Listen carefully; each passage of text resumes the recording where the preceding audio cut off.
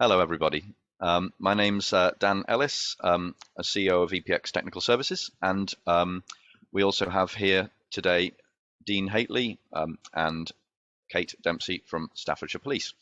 In fact, Dean and Kate, would you mind turning your video on and revealing yourselves and saying hello? Yes, good morning, everyone. Thank you, Dan. Good morning, everyone. I'm Kate Dempsey from Staffordshire Police. Excellent, excellent. Thank you. And Dean, I can see is here, but I can't see his face, but I know you're here, man. Hi, I'm Dean from EPX. Welcome to the webinar, everybody. I will. All three of us will be around at the end in the Q&A section, but the main purpose of today's presentation is Kate Dempsey from Staffordshire Police will giving you some cybersecurity information. So just to get started, I'm going to do a little bit of an overview. So all about us. Most of you know us anyway, so this is a very short slide. Great IT since 2005, and a recent award ranked us 25th best managed service provider in the UK. Our customers, yourselves, you're using us as your IT department. You need us to keep you apprised of the world of IT and tech and security. And the purpose of this session today is to keep you informed and deliver some information for you. Cybersecurity is the biggest risk, one of the biggest risks. It's one of the only business risks that can destroy a company in 5 minutes, and we want to keep you apprised. So we will be setting up a series of these webinars over the next coming months for our customers and partners. This is the first one. This is the first time we've done this, and so we thought we'd start off with a bang and we'd hire an expert, or we'd have an expert present today. We will be having a Q&A at the end for any questions. So, all about Kate. She's the Cyber Protect Coordinator from Staffordshire Police. She is very well versed in the world, forensic investigation, vulnerability, cybersecurity, and fraud prevention, which was a bit of a mouthful there, but she knows her stuff. She's been the lead for the Cyber Protect and Prepare activity across the force. This is across the Staff's Police force, isn't it? Yes. And was awarded the Safeguarding Award at the annual awards in 2019. So what I'm going to do is I will, for most of this presentation, myself and Dean will be invisible and you won't see us, but we will pop in if you have any questions, but I'll be handing you over to Kate now for the rest of the session. So thank you very much. Kate, over to you. Thank you very much. I'm just going to see if we can go into screen share and get my slides up and running. Everyone that's on today, we are the 11th of November, so I would like to observe the 2-minute silence at 11 o'clock. If that is okay with everybody, I'll be turning my mic off and also the screen. So obviously, as we're approaching that time, I will be looking when 11 o'clock comes, just to pause for a couple of minutes. So thank you for that in advance. Right, so thank you EPX for having me on today. It gives us chance from policing to talk to businesses in the community about cybercrime and what we're seeing and how the criminality landscape is changing as sort of time goes on, really. And there's a number of reasons for that. So it's sharing that information with you, but also, big purpose of today is, whilst we understand we've got a problem with cyber criminality and it's expanding, there's lots out there for businesses in the way of resources which can help reduce the risk and better protect. So what I want to do today is share that with you. That there is help and guidance out there, and I'm going to signpost you to that. That will be followed up with some slides after, which EPX will circulate to you, those that have joined today, to help you access those resources for your businesses. So, right, off we go. Okay, so first slide, really, it's just, it's a Hollywood movie. It's Q to Bond, the quote at the bottom, if any of you have seen this, is Q saying, I can do more damage on my laptop sitting in my pajamas before my first cup of Earl Grey than you can do a year in the field. It's a Hollywood movie. For those of you that have seen it, you'll know that James is not impressed by this quote. However, it is the real world that we do live in today. Cyber landscape. So what are we seeing from a crime point of view? You know, there's a couple of statistics there on the slide, but what we're finding now, over half of all crime in England and Wales is in fact online fraud and cybercrime. And when we're talking about fraud now, we're looking at kind of 75% is committed using an online platform. Essentially, that we're looking at 1 in 10 people being affected by this sort of criminality. So it's a huge shift. So we all need to really look at ways of, you know, securing ourselves in the cyber world just as much as we do in the physical world. When we're talking about businesses, around 46% of small, medium enterprises have been breached in 2020. And as we look to larger organisations, it rises to around 75%. So that's a significant figure. So it's what can we do to try and reduce the risk and to bring that down. And what we're finding with regard to cybercrime, prevention is definitely better than cure. So, you know, it's asking questions of our businesses and ourselves. How prepared are we should something happen? You know, if we've got responses in place, do they work? Are they fit for purpose? And it's testing those to see how effective they would be if something were to happen and how quickly a business could recover. Okay. So the impact of the pandemic, obviously everybody was affected with the events of last year and the ongoing impact of the coronavirus situation. But, you know, what we've found is when we are living in a world of a digital world, that was just increased in March last year. Communities, you know, using digital technology that they hadn't perhaps used before, all communicating on platforms like we are today because we couldn't meet in person. Businesses, a quick shift to online working to maintain pace and productivity. With that was suitable consideration given to cybersecurity because of the timelines. It's difficult. Also, with that, we've got the, you know, progression of IT or the Internet of Things, which is connected devices. So lots more things now are connecting to the internet, which potentially pose vulnerabilities to us as well. And the Internet of Things is a world that is forever growing. So we've all had to sort of act quickly, but what about our security? So just to, you know, on screen there, just building up a picture of cyber usage, really, we've got what happens in 60 seconds of time in cyberspace. So on the left, a few figures there to demonstrate that usage. And you can see the shift in 2021. So just draw your attention to the dollars spent online in 60 seconds, 996,000 in 2019, a big jump to 1.6 million when people are, you know, sort of conducting more business and expenditure online. What this poses to criminality is opportunity.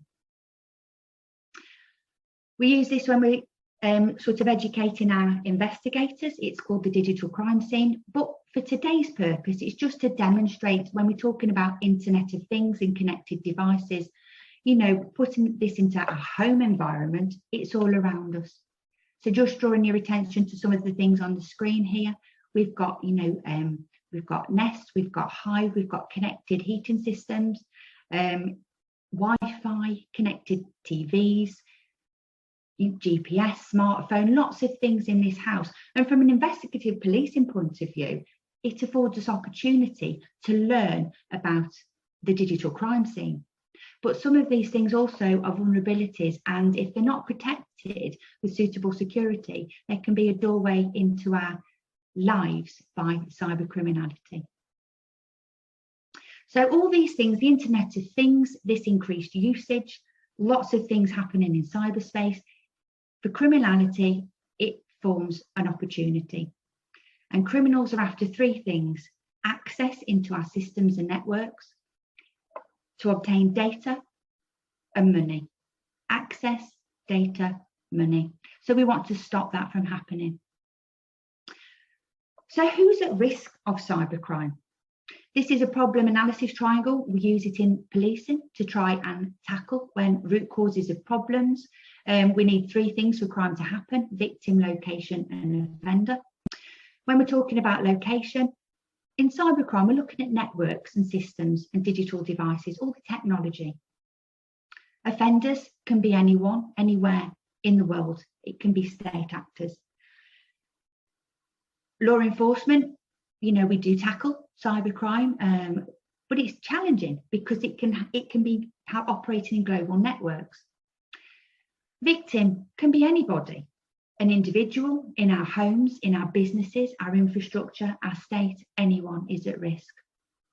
But what we try to do in crime prevention and policing is take away or reduce the impact of the victim and location. Whilst we investigate offenders, it presents law enforcement problems because, as I say, it's a global issue. Okay, so looking at businesses, you know, because obviously this is our audience today, this is just an infographic here with its cybersecurity breaches survey, and what it shows you is you know, how many businesses are experiencing a cybersecurity breach in the last 12 months. And just draw your attention to the middle columns there, which would cover our small, medium enterprises. We're upwards of 40%. It's around 46%.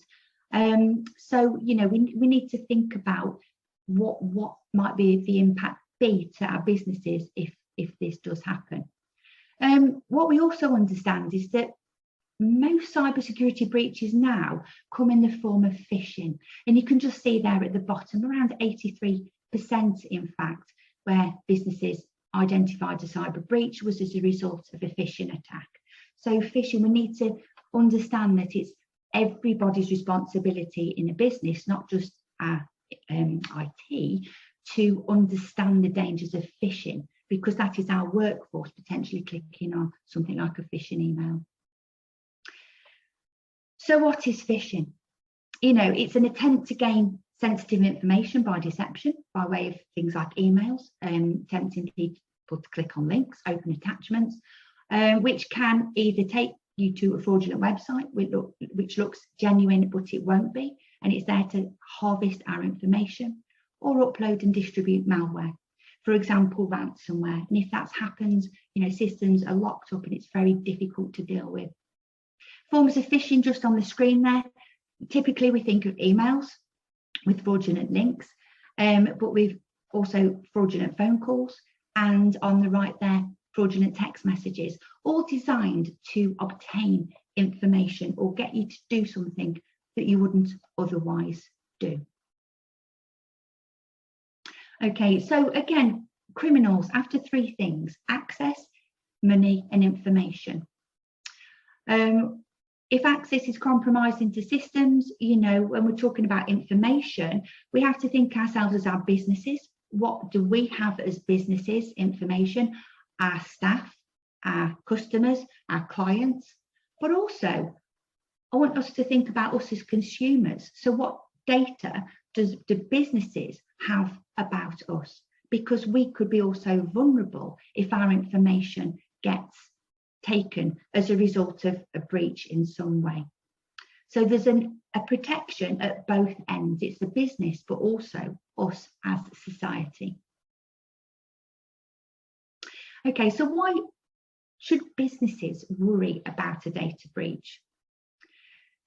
If you have a data breach, or a company has a data breach and information is stolen, you know, if it's unlawfully, it can have a knock-on effect to a number of people.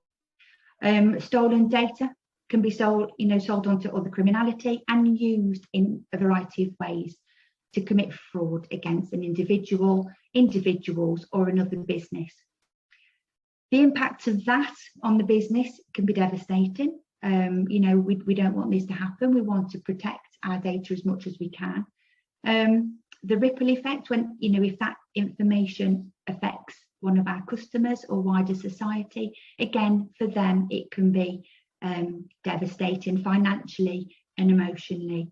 And when we're talking about that sort of criminality, it's the cyber-enabled fraud that can be, that sort of can happen as a result of criminality having access to stolen information. It can be used to commit fraud against other businesses and people. So we need to protect that. Okay, so, you know, really it's what can we do? What we also find is that not a lot of cybercrime is actually reported to law enforcement. We find that people and businesses will, report to IT providers, because obviously we need to get up and running again if we've had an incident. Also financial associations like banking, we report it to the banking, especially if money's lost or at risk. But we don't always think of cybercrime in the traditional sense of crime, that we need to report it. And also, what can law enforcement do if we do report it? Can they help? You know, so this is a question that is often asked. We do encourage, and we would like people and businesses to report cybercrime and online fraud.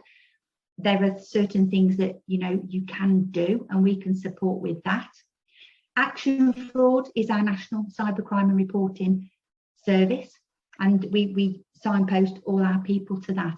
And for businesses, really useful to know that Action Fraud have a 24-hour support for any business suffering a live cyber attack.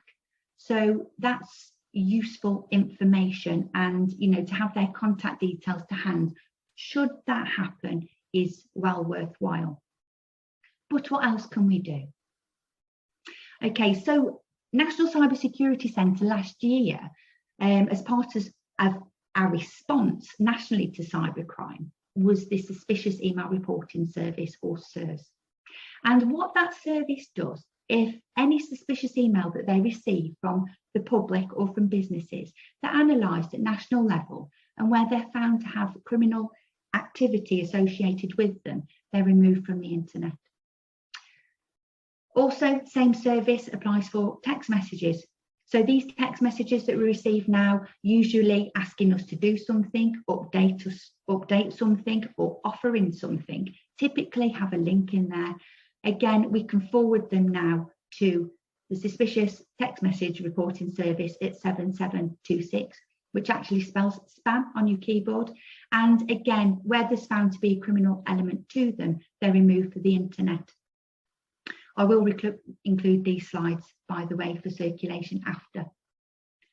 Now, that service is something really, really positive that is happening in the fight against cybercrime and online fraud. And just to share some positive news with you is what you can see on screen there.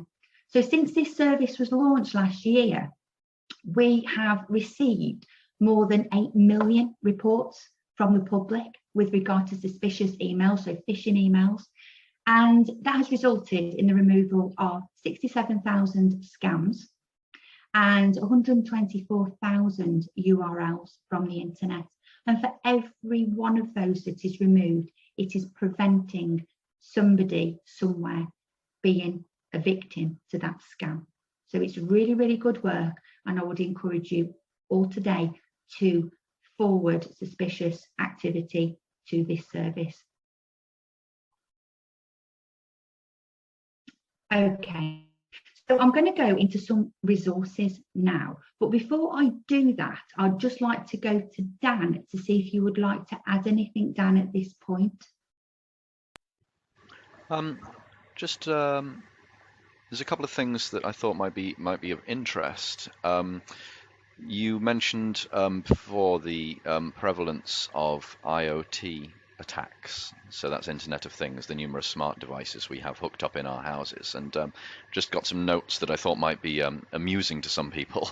There was a case a while ago in, let me see now, it was in June this year, I believe, where a casino got hacked. And some people in the industry know about this one, but the casino got hacked, their data got breached, and I can't remember exactly the impact, but I think they lost a customer list, and it was a privacy breach. But they got hacked through the fish tank thermometer. So they had a smart thermometer in their fish tank, and because they placed, I'm not saying don't buy IoT devices and don't install them, but don't put them on the same network as your critical server gear, as your business equipment. So that was just a little incident that happened a while ago where they lost their data because of a fish tank. And apparently, I believe the Philips Hue smart bulbs are currently in the firing line because there's a flaw in them. But there's flaws in everything. Roughly 47% of all IoT hacks, according to some data I've got here, were on smart security systems, smart cameras, CCTV. Because if you're not careful with your IoT devices, they can be a beachhead for people to launch an attack on the rest of your network. So that's just something I thought might be a little bit of interest while you're speaking, Kate. No, that's excellent. Thank you, Dan. And it's not that we shouldn't, have these things in our homes and our workplaces, but it's just understanding that what security, comes with that. And it's just to be mindful, if anything is connecting to the internet, what else is that device connected to? And it's at our homes and our workplaces, but it could be a vulnerability. And Dan, the story with regard to the fish tank, it's, we can have the best security in the world, but if we have something like that is vulnerable, it's essentially like an open door, isn't it, into the business. Yeah. Sorry, Dan, when we're talking cybersecurity and we're talking about vulnerabilities, the best way to think of that is it's like having an open door. And we want to make sure that our doors are closed and secure. And it's, how we can do that to make sure that we have that security. Yes. And in the example of that fish tank scenario, I highly doubt the IT department were aware that that this device was being installed. Someone in the fish tank department probably just said, "What's the Wi-Fi key?" Simple as that. So it's having some controls in place on your network. Dean, I believe Dean wanted to ask a question, but it doesn't have video at the moment. So sorry, Dean, you're videoless. But Dean had, sorry, not a question. You had a statement to make about phishing, I believe. Yeah, I just wanted to, apologies about the video. I just wanted to pick up on one of the statistics you showed earlier, Kate, in one of the slides about the phishing being 83% of attacks came from phishing. Phishing is probably one of the best areas to tackle because you can train people, you can educate them on what phishing looks like, and you can also put controls in place to try and prevent phishing emails even getting through in the first place. So you can come at phishing from two angles, try and protect the emails coming in the first place, but also educate the people that are getting the emails so they're better equipped to understand what one looks like. Cyber criminals basically attack vulnerabilities, and the vulnerability is not always the technical aspect. No, it's also the person sitting at the computer or the iPad or whatever that device may be and looking at that email. So I just thought that was quite an interesting statistic and something that businesses can really do to protect themselves. Yeah, I would very much agree there. It is a statistic, and actually, and coming on to the resources later, thank you, Dean, for that. It is, it's something we offer in Staffordshire. The training package that we offer is, for the audience of the end user, because that is where one of the biggest, I suppose, vulnerabilities are with regard to cybersecurity, and it's that understanding and the education amongst us all, to the power that we can have in supporting our workplace with cybersecurity and its education and knowledge. So thank you for that. Dan, would you like to add anything else? I don't think so at this moment. I know one of the things we do every now and then is we send out fake phishing emails to some customers and to ourselves just to see if anyone falls for it. And it's amazing, when you get an email saying, you're invited to this event, or please press this button on your tax return, response rates are 10%. But when you get an email from HR department saying that your bonus won't be going ahead, everyone clicks on it. So you can get caught by all sorts. And I would encourage you to speak to whoever your IT people are, hopefully us, and see if you can do that. Try a little simulation attack. See if you can fool your colleagues, because you've got to keep on your toes. No matter how good your security is, no matter how much antivirus software, backup software you've got, blah blah blah, nothing can stop a user clicking a wrong button and typing a password into a form they shouldn't. There's always a weakness. You just got to keep everyone sharp. Yeah, that's me. And that's me. Yeah. No, thank you, Dan. And I suppose on that, there are mixed views on that. We need, if we're doing that, we need to make sure we're doing it right and not, trying to catch people out. So yeah, thank you ever so much for that. Right, so let's have a look at the resources. National Cybersecurity Centre, we'll go nationally first. This is something that is accessible to everybody, information for families, businesses and organisations, but obviously let's have a look at what there is out there for businesses. They have some super resources and really worth it. They do just their cybersecurity training e-learning package. It's about 20-25 minutes looking at 4 key areas, phishing being one of them, and it's something that you can get all your staff to do. Take them through it. It gives them something to go at. It's a free resource.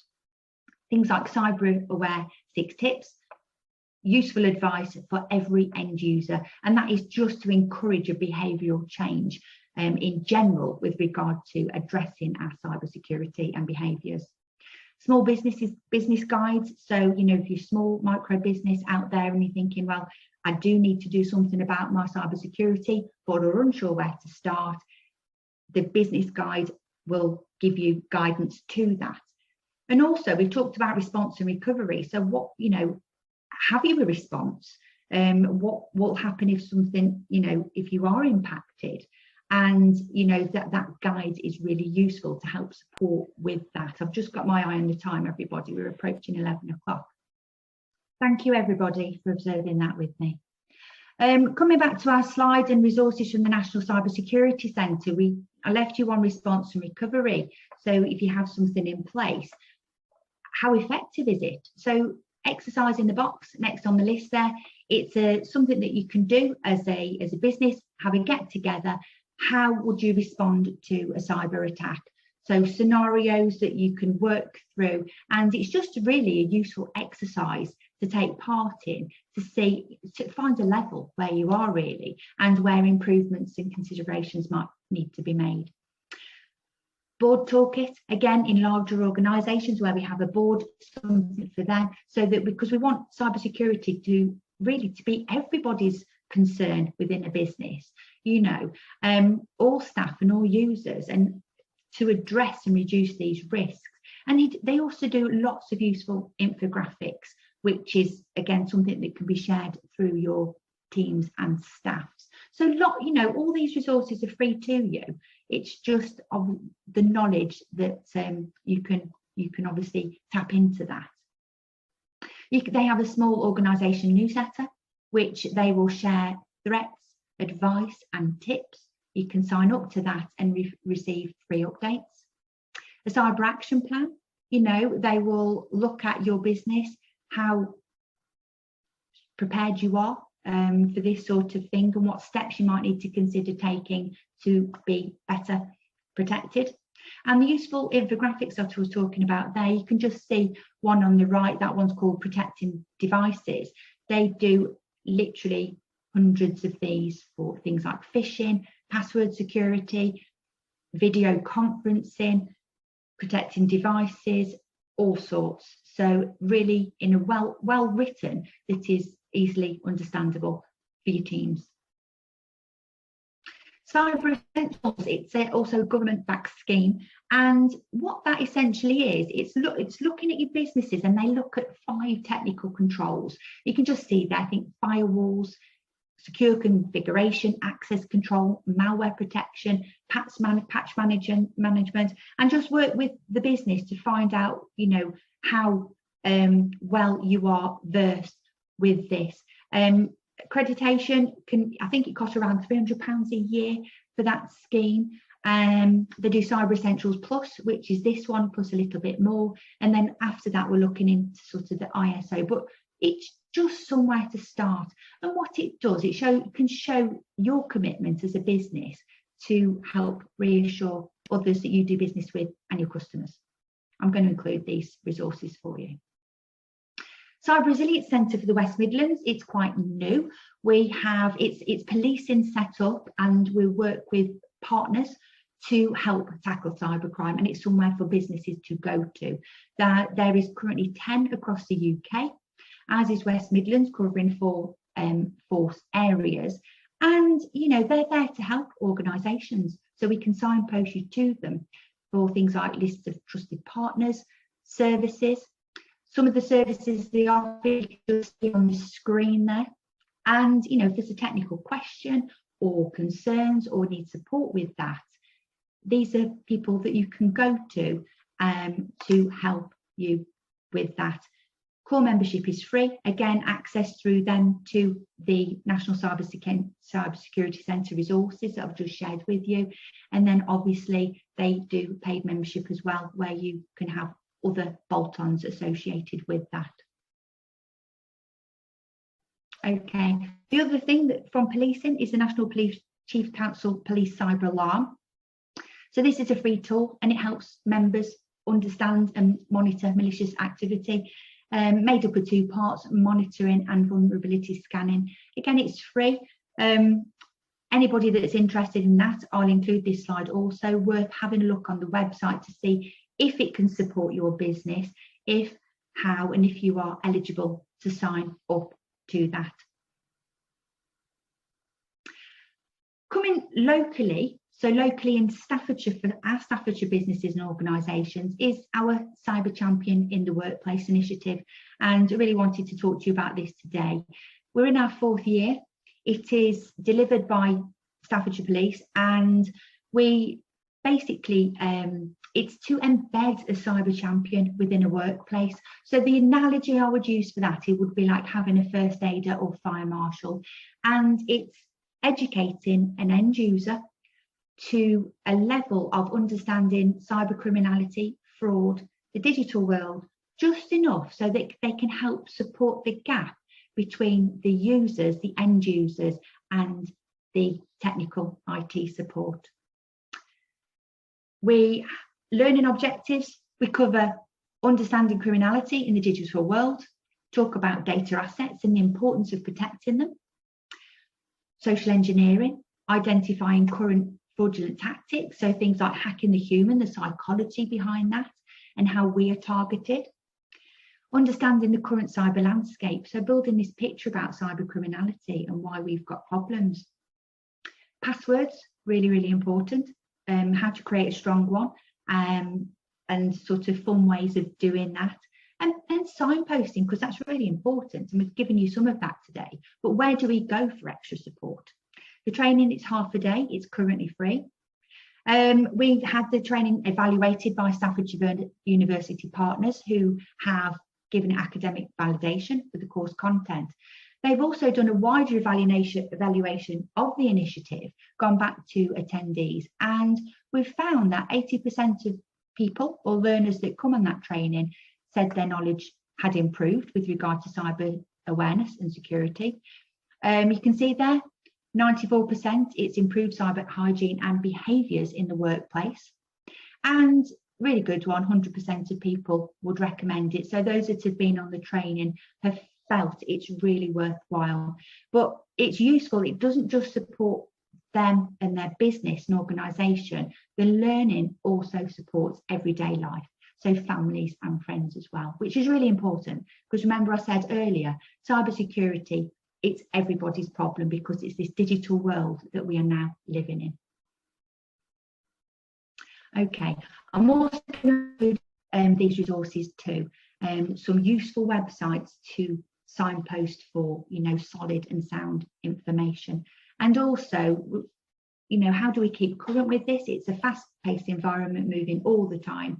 So I'm just going to include the Twitter handles on there of, sort of organisations that tweet really useful information. In there is the Resilience Centre. We've got Cyber Aware, NCSC, and Action Fraud. Action Fraud, not just about reporting, everyone. They also have some really useful resources on their website too. For example, A to Z of fraud, so you can see other fraud types and the impact of that and how they work, which can be really useful to people and businesses as well. So I will make sure that I circulate all the resource slides, because I think that's really important. You can have a look at those, and it's signposting to you for extra support for your businesses. So that's it for the presentation, the main part. Hopefully it's given you a little bit of a sort of an introduction with regard to cybersecurity awareness and an understanding that it is around education, and we can do something about it. We as individuals, people, have the power to do something about it. We just need to get everybody on board to hopefully reduce the risk. So I've got a little QR survey there, but we might just have to revisit that, because I do want to go to people and sort of any questions or thoughts that anybody has. And Dan, would you like to have anything sort of to say on the before we go, we move away from that slide? Yeah, I don't know why I was nodding to you then. I had video off. I've not got any real particular ones to mention at this time. Just I think everyone who's using this software should be able to see there's a Q&A button at the bottom. We've had a couple of questions put through. My apologies, I marked one as answered which hadn't been, which is saying, will we get a recording of the webinar? Yes, there is a recording being made, and one will be made available to you should you wish. Yeah, so for now it's just any questions put into the Q&A. What I would say, just while we're sort of waiting for that, I'll put the little QR code there. The NPC survey, everybody, it's National Police Chief Council survey, and what they basically want to know is if we feel there's value in what the police are doing with regard to cybercrime. So if you've learned anything from today, I know it's just a short 30 minutes, but please feel free to express that in the comments should you wish to do so. So thank you for that. May I share something that I found that might be interesting? Please do. All right, I'll just steal the screen share. Of course.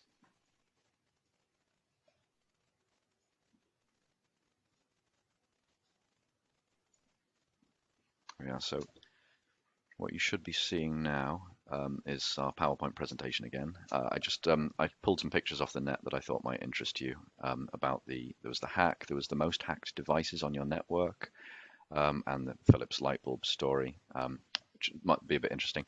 But the most hacked devices, you got the security cameras, smart bulbs, NAS devices, printers, TVs, and smart IP phones. And this is all part of what I was saying earlier about segmenting, the importance of segmenting these devices away from your core network. And the other thing I found that might be of interest as well is just some nice examples of phishing emails. I think we've already seen some examples of phishing, but here's just a few more. They always come at you from a position of authority. They always try and look as important as possible. So you'll get PayPal emails and Office 365 emails, stuff that the hackers know you're going to use. They know that you're using Office 365 every day and PayPal every day. So they're representing themselves as that. And they always come from dubious looking email addresses, but they're getting better. They're looking more convincing always. So things like this one in the bottom right, it's pretty obvious that that one's not real. It's not using their logos, their font, it's not using their color scheme, etc. But ones in the bottom left, they look a little more real. It's not so much what's really obviously a phishing attack, but it's getting the users into the mindset of don't click on random links from incoming places. If someone calls you up wanting to know to verify some bank account information, well, great, hang up, find the phone number of the place and call them back. Yeah, so it's more a mindset shift for everybody. I'll turn off this screen share so we can switch back to our faces. Yeah, thank you, Dan. Sorry, Dean. I just wanted to add a little bit to that, actually, because one of your previous slides, Kate, mentioned about passwords and about how you can play around with that and have fun with that. I just wanted to just sort of set the tone. It's not all doom and gloom. Obviously, cybercrime is on the rise and there's lots of breaches, but there's also lots of things that people can do that they aren't doing.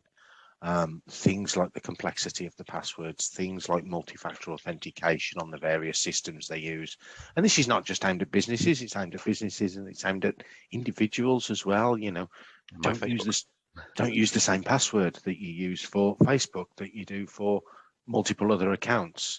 Utilize the things that are built into your iPhone where it warns you that one of your passwords may be used for another account, so therefore you should change it. Turn on multi-factor authentication wherever you can on any of your systems. There's lots of things that people can do from a protection and education point of view that you know will help. So a lot of which is free. I've got two-factor authentication switched on for my Gmail box, for my Facebook, for my LinkedIn, for my PayPal, for everything. Half the time it's just an extra tick box. It's based upon the principle of something you know, your password, and something you have, your phone, where it gets the pin sent, or it could be a physical security token or a pen drive that must be inserted into the computer in order for it to work, etc. Something you know and something you have is a great method of improving security. I also just want to expand on something you just said there about if your Facebook password is the same as your LinkedIn. I believe there was a LinkedIn hack a few years ago where a great deal of their information was just shared on the web. So now, whatever your LinkedIn password was in June 2015 or something, that's now on the internet. So if your password was DanisAce45, then for LinkedIn, well, they're going to try that on your PayPal account. And that's just the importance of using a different password for everything. Now I'm going to add to that, make the password complicated and make it long. And you're probably thinking, I have to have a long, complicated password for every single different one of my systems. This is where the importance of password managers are coming in. There are all sorts of ways of doing it. For this, I think LastPass is one that we used to use some time ago. There's Passportal. Some browsers have a plugin to store it. There's all sorts of ways of doing it, and if you want, just ask us, and we'll give you some pointers. Some of which will be to us, some of which will not be to us. Just to interject there, Dan, National Cyber Security Centre's advice around passwords is to use 3 random words. 3 random words, the reason for that, if we sort of look at the basic of a password, the longer a password is, the more secure it will be. So 3 random words gives us a good start to that. What I would say is if we can add complexity, great. You know, so we sort of 8-digit password, 8-character password, quite poor. We need to be looking at 14, 15, 16 plus, and the one we use in training is 22 characters. May I share something while you talk? Yeah, I mean, we can't always do that in organisations because sometimes we're not allowed to put 22 characters in, but we work with what we've got. You know, we work with the base advice. And this is also a good, actually, resource that Dan is putting up now. Yeah, this is what I would say is you don't put your real passwords in it, but it's useful to demonstrate. Yeah, never put your real password into this website or any website unless it's the website that it's supposed to be put into.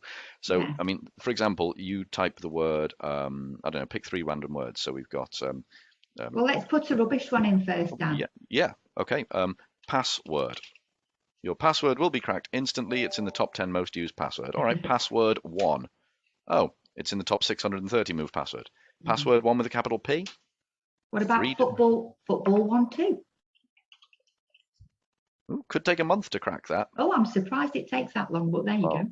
Football 1, 2. Yeah. Oh, a day. Sorry, I must have accidentally typed a character in there.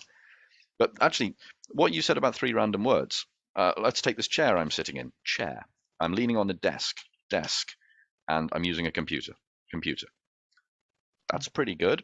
But then if you just take chair, which is about there, and add a hyphen, chair, dash, table dash computer.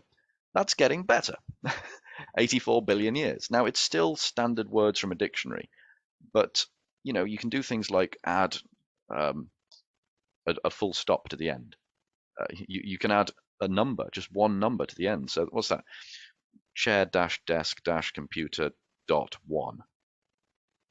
Some things aren't that hard to remember. People say long, complicated passwords are hard to remember, but you remember email addresses. So you could an email address has an @ sign in it, a full stop. You could capitalize a part of it. There's all sorts of ways of choosing a decent, strong password that's slightly memorable. I think punctuation's good. 3 random words. One we use in training is cabinet, motorway, shredder. They're all nice long words. And like you say, Dan, add complexity into that. And already you are, you're starting to sort of just create a nice long password there. Yeah, but I just put a full stop at the end of it. Yeah, add complexity to it. So it's just ways that we can be creative. I would also reiterate Dan's point about a different password, and the best way to think about password is like a key. Same in the physical world. If you have a master key, you can get into every door in a building, just the same as a password. If you use the same password, you can get into every account. So if one is compromised, they potentially all are. So that's why it's really important to use a different password. And like Dan says, there are ways of doing that, whether that's, and it's what works for you, because what works for one person doesn't necessarily work for another person. But the key to a strong password is length. If we can add complexity to that, great. I'm stealing your master key reference. I'm using that. I think analogies are good because we can understand analogies. It's and when we're looking at end users as well. We all need to think about cybersecurity for in our lives now. I think the word cyber can be a little bit daunting to some, but it doesn't need to be. It's just how we understand and explain and adapt it. What I would say as well, you've mentioned about Internet of Things with the security cameras, and I just wanted to touch on there. It's because that was considerably, was it 40-something% breach? I think your figures were. Yep. Yeah. It's when we're buying these things, obviously we've got the work environment, but people are also putting them in their homes now. Consider the security that comes with that purchase. That's the first thing that we need to be thinking about. But also, when you put in security cameras in and around your home, and I say in because this is key as well, it's consideration to the physical placement of those. If they were to become compromised, what can be seen in the home? So there's going to be certain rooms that you're not going to put them in. So it's just applying that thought, really, that when we're doing anything, thinking about the physical security and the cyber security element. Yeah, because they use one to breach the other. There was an interesting stat that you might like, which is the current size of the world economy, which is, let me just do a quick Google. We are $80 trillion is the size of the world economy. That's the combined GDP of every country. So size of cybercrime economy, which this may blow your mind a little bit, because by 2025, it's estimated to cost 10 trillion out of the 80 trillion, which of the entire planet's economy. So what's that? 10 out of 8. That's a percentage. 10%. No, it's a big percentage. And cybercrime is, from what I understand, and Kate, you can tell me if I'm wrong here, it's the most profitable organized crime out there, more profitable than every other type of organized crime put together, from what I understand. And it's essentially people trying to extort you for money, because they don't care about your data, but they know that you care about your data, and you'll pay to get it back, and then they can go off and sell it again to someone else. Yeah, it is. And unfortunately, when we talked about earlier about people's data being stolen, unfortunately in policing, it's a cycle of victimization, because once data is out there, through result of any data breach, it's out there forever. And what we find with regard to criminality is if somebody's been affected once, they unfortunately will be likely targeted again. And whether that's on an individual basis or whether that's a company basis, because you're seen to have you've succumbed to it, so they will target potentially again. And you've touched on it really with the LinkedIn passwords, but if that's passwords, it could be financial details. Any data that's become compromised is forever circulating. It's very difficult, isn't it, to get it back? I just wanted to add one final thing on that, just to bring it back to passwords. And Kate, I think you hit the nail on the head there when you put things out in the digital world. One of the things we see when we work with businesses, but also individuals in our own personal lives, is people go out there and they create an account, and it might be online, it might be for something they're doing some shopping, or it might be an account they create on a server for a member of staff, and it might have an insecure password, and then that person leaves, or they don't use that account anymore, and they forget that account's out there. They forget to tell the IT company that they work with that person no longer works there, or you forget that you've created an online account for a shopping platform. It's very important to think about the passwords and the information you're putting out there and you're forgetting about, because cyber criminals will jump all over that. That's what they look for. They look for vulnerabilities. They look for accounts that are dormant, that haven't been used, that might have insecure passwords. So that's just another example of where we've seen problems and how that's really easy to protect against, actually. It is. Make a list of all your accounts. Yeah, it is. Thank you for that. And it's we've got to think about what criminals want when it comes to cyber criminality: access into systems for data, money. They are the two things that they can profit from. To those of you that have been on today, there are things that you can do. We're offering, as I say, currently free training. You just need to dedicate half a day for somebody that will happily be a cyber champion in your organisation. I think for me, from Dan and Dean, thank you for having us on today. It's really, really good to have a platform to talk to businesses about this sort of criminality and how it is affecting our lives. So please, if you can, if you can look to those resources to help better protect yourselves, I would say please do that. And thank you for this today. Yeah, thank you to Kate as well, and thank you to everybody that's joined. I would also just like to say that we are going to be looking at having an in-person event. So we'll share some information with you when we've got news on that. But yeah, thank you very much, everybody, and thank you very much, Kate. If any of you have any feedback you'd like to offer beyond this, including any thoughts about the day or any requests for what you'd like to see in future, I believe there's a feedback form at the end of the after the webinar, but just in case, that's our contact info there. I would please request any feedback you can give or any requests for what you'd like to see us talk about in future, because you're our customers, and we want to keep you apprised, but we'd like to be led by you in some areas, but we'll lead some areas.